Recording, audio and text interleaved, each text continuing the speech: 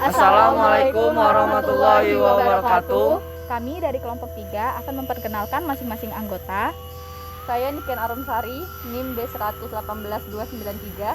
Saya Indah Febrianti, NIM B118308. Saya Muhammad Pastabil Alwi, NIM B118471. Saya Aisyah Mutmainah dengan NIM B118245. Saya Nimas Kurataini, NIM B118309. Adapun kesempatan kali ini kami akan menjelaskan tentang penyelesaian sengketa lahan di Jambi. Penyelesaian sengketa kehutanan yang dalam bahasa Inggris biasa disebut dengan Forestry Dispute Settlement merupakan cara-cara yang ditempuh oleh para pihak dalam mengakhiri perbedaan pendapat atau penafsiran terhadap pelaksanaan izin pemanfaatan kawasan hutan maupun perbuatan melawan hukum lainnya. Adapun dua cara yang digunakan oleh para pihak untuk menyelesaikan perselisihan yang timbul antara mereka. Yang pertama meliputi melalui pengadilan dan di luar pengadilan.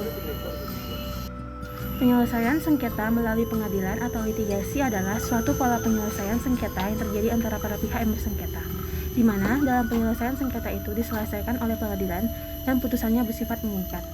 Pola penyelesaian sengketa dapat digunakan untuk mengakhiri sengketa adalah menggunakan ADR atau Alternative Dispute Resolution atau alternatif penyelesaian sengketa.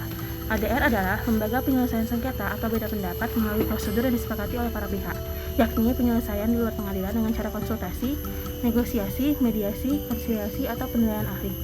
Pada tahun 2016, 171 keluarga Dusun Kurungan Jaya 1, Desa Bungku, Bajubang, Batanghari, dan manajemen Hutan Harapan menandatangani kesepakatan pengelolaan kawasan hutan. Manajemen Hutan Harapan menyadari bahwa kawasan 198.555 hektar di Jambi dan Sumatera Selatan tidak dapat berjalan dengan lancar tanpa adanya campur tangan dari masyarakat. Dalam kesepakatan tercantum perjanjian menjaga hutan harapan dari aktivitas ilegal seperti pembakaran lahan, penebangan kayu, dan perburuan binatang liar. Hukum tentang penebangan hutan secara liar diatur dalam Undang-Undang Nomor 18 Tahun 2013 tentang pencegahan dan pemberantasan perusakan hutan atau disebut dengan Undang-Undang P3H. Penebangan hutan secara liar merupakan salah satu perbuatan yang dilanggar dalam pasal 17 ayat 1 huruf B Undang-Undang P3H, yakni setiap orang dilarang melakukan kegiatan penebangan di dalam kawasan hutan tanpa izin menteri. Selanjutnya, undang-undang yang mengatur tentang pembakaran lahan ialah Undang-Undang Nomor 41 Tahun 1999 tentang Kehutanan, yaitu pada pasal 78 ayat 3 yang berisikan pelaku pembakaran hutan akan dikenakan sanksi kurungan 15 tahun dan denda maksimal 5 miliar.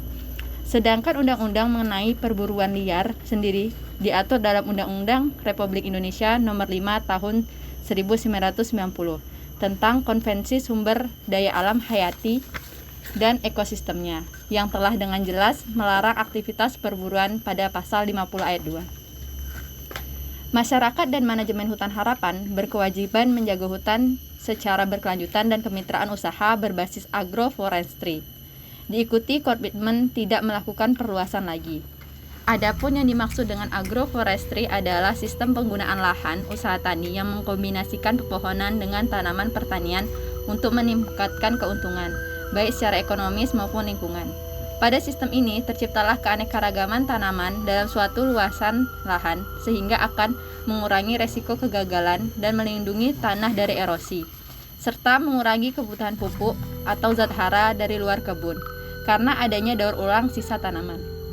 Ada pula komitmen menjaga hutan di sepanjang sempadan sungai dan areal konservasi sebagai wujud nyata kesadaran masyarakat menjaga hutan.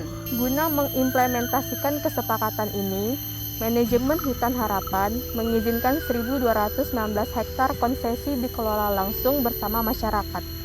Selama ini, lahan itu sudah ditanami sawit, karet, buah-buahan, pertanian, dan pemukiman, serta sarana sosial lain. Masyarakat mengakui lahan garapan dan pemukiman mereka di hutan negara bernama Hutan Harapan dengan izin pengelola PT Restorasi Ekosistem Indonesia. Dengan kesepakatan ini, kedua pihak menyatakan mengakhiri konflik sengketa menuju usaha kemitraan.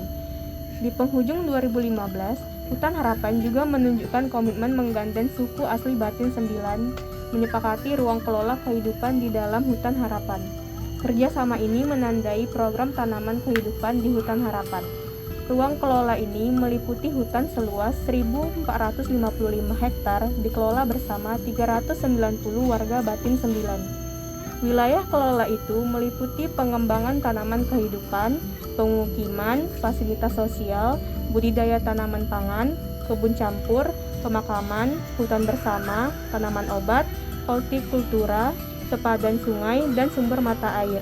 Termasuk pula ke dalam kesepakatan adalah pemanfaatan hasil ikan dengan cara-cara tradisional, seperti memancing, menajur, memasang bubu, dan menjala.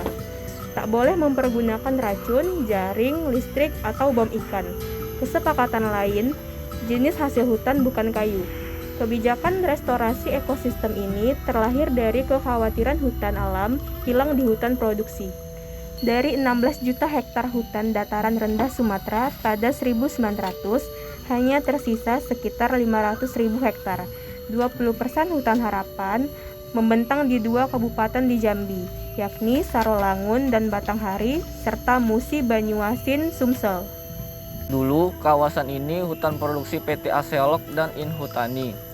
Izin pengelolaan diberikan kepada Unit Manajemen Hutan Harapan Bentukan Burung Indonesia, BirdLife International, dan Royal Society for the Protection of Birds. Hutan Harapan merupakan sumber air penting bagi masyarakat Jambi dan Sumsel. Sungai Batang, Kapas, dan Sungai Meranti adalah hulu sungai Musi yang mengalir melalui Sungai Batanghari Leku.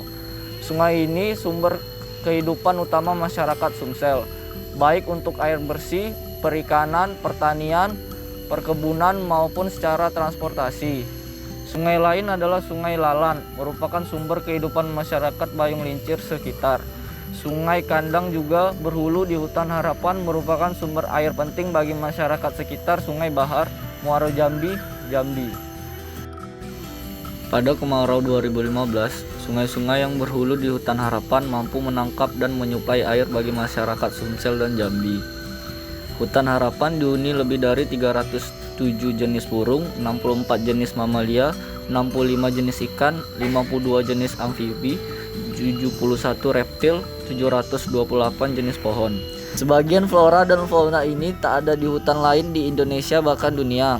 Sebagian lagi sangat langka dan terancam punah, seperti harimau Sumatera, gajah Asia, beruang madu, ungko, bangau stom, rangkong, jelutung, bulian, tembesu, dan keruing. Di hutan inilah Batin 9 tinggal. Mereka ini kelompok masyarakat yang hidup di alam bebas, memiliki kearifan mengelola hutan. Mereka memanfaatkan Hutan Harapan dengan mengambil hasil hutan bukan kayu seperti rotan, jerenang, madu sialang, getah jelutung, damar, serta tanaman obat-obatan. Hutan Harapan menjadi tempat hidup dan jelajah sekitar 300 keluarga Batin 9.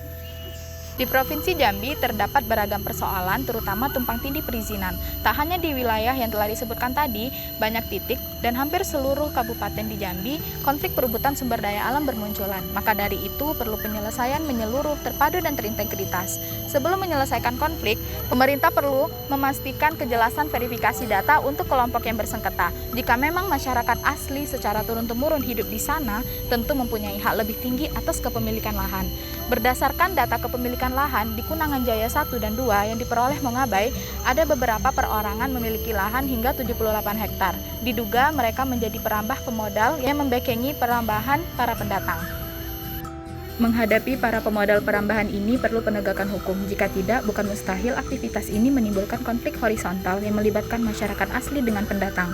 Untuk itu, perlu verifikasi transparan dan partisipasif yang merupakan langkah awal yang harus dilakukan dalam upaya penyelesaian konflik. Verifikasi harus melibatkan semua stakeholder, terutama pemerintah daerah, institusi lokal mulai tingkat dusun dan desa, serta lembaga adat. Sekian penjelasan video dari kami tentang penyelesaian sengketa lahan di Jambi. Mohon maaf apabila ada kesalahan dalam penyampaian. Wassalamualaikum Wassalamualaikum warahmatullahi wabarakatuh.